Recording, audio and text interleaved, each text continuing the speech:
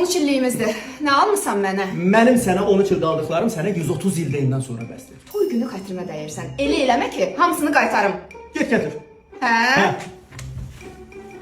Sən də mən aldıqlarımı qaytar. Baş üstə. Buyur. Aldıqlarım. Sən də sən bilirsən nə qaytarmaq lazımdır. Götür. Ətirləri də gətir gəl.